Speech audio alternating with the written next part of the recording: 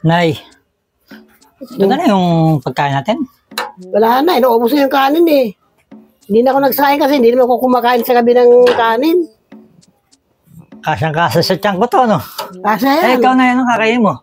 Bali, ano na lang ako. Tinapay na lang ako, hindi ba ako kumakain sa gabi eh. Sige, sabay na tayo kumain. Tinapay na lang ako. Sige, kaya ko na to. Yan ang ulam. Maghanap ko na lang yan kung anong yung ulam mo. Pito ka ng itlog, bahala ka na kung anong gusto mong ulamin. Masyado eh. Bale, kaya kong kainin ito kahit walang ulam. Sanay naman ako kumain kahit walang ulam eh. Eh, bahala ka kung anong gusto mo kumain ka na ako. Tinapay na lang ako. Sarap ng kanin. Sarap ba? Hindi ka nga lang. Parang nawawala yung mga listahan ko dito ng mga ano.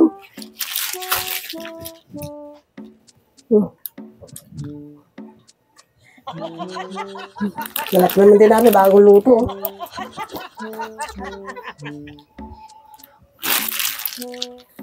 Sarap na eh. Galap. Sarap ng kanin. Wala na nga natira niya kaninang tanghali. Hindi ay, Kahit kanin lang, sarap. baka dyan lang. Kain ka.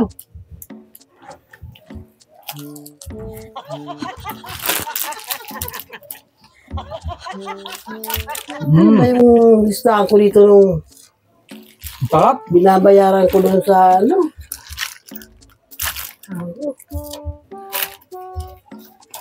Ikaw na, yan ang kakainin mo.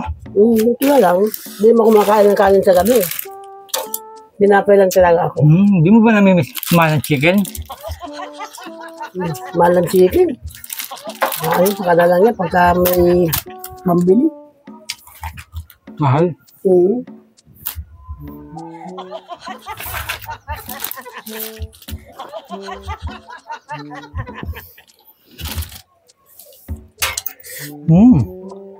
Sarap talaga Oo. naman.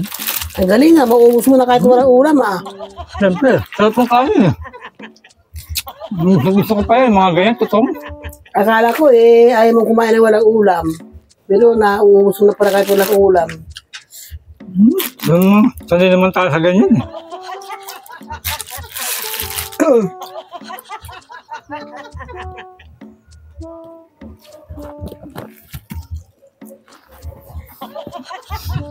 Pero kung may ulam, kulang ang kanin mo na yan. Malamang. Malamang na tipid na ano-ano. Kulang na kulang yung kanin mo. Nagbabasa ka ng sulat na eh. Ay, nagbabasa mo. Yung ano kasi, hinahanap ko dito yung mga listahan ko nung mga bibiling ko sana. Eh, hindi na muna na dito. May kumuha na naman yata. Baka tinanggal na naman dito ng mga bata. Hindi ko lang ito sinulat ng ano eh. Kasi pupunta ko ng SM eh. Lista ko na yung mga bibiling ko.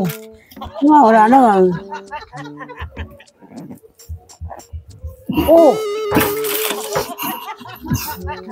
May chicken ka pala ba't na, ano mo, nakabitin?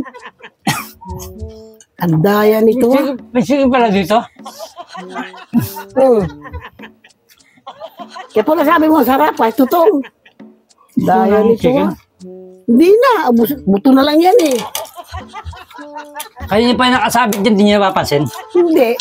May bago akong bag, sinabit ko na yan dyan eh. Hindi ko naman na, ano, ang tali, hindi mo makita kasi hindi man sinulid. Grabe itong lalaki ito, parang ano. Eh, ayaw mo naman pala ng chicken eh, di ba? Sabi ko, kung may chicken, ba't hindi ko kakainin? Eh, kung wala naman chicken, wala. Kung pala may chicken ka nakabitin dyan. Yan, chicken. Ubusin mo na, pati buto. Akin na to ah. Nagbigay ka pa. Buto naman. Kaya ko kasi ayaw niya eh. Sabi mo kasi ayaw mo, di ayaw. Yung sinabi mo gusto mo ng chicken na yun, di ayaw mo ba? Ayaw agad ang tanong mo eh. Sarap ng chicken. Pag sa ano naman, hindi ako nakakita na ano, yung chicken ibinitin. Hindi ko halata na may chicken ka pala dyan eh. Oo naman, talaga naman ito ha. Parang Tingnan sa kanin na eh. Parang may pa-contest na yun. Parang yung apple na ginaganon. Yung sa mga Bitin ng pakunti. kanin. Bitin ang kanin. Bitin, Kanya lang tinapay. o yan, tinapay ko. May kumukuha ka pero Bitin yung ng kanin. chicken mo, hindi ka man lang namigay. Natiis mo ba ako na hindi bigyan ng chicken? Sige, ang ganyan mo, ahila mo na yung sinuli. Isa lang mas yun eh. Ayaw mo naman ng isang piraso lang, di ba? Pero yung sa akin, Gusto mo isang buo, di ba? Pagkain ano, Alis na ako. bibigyan kita.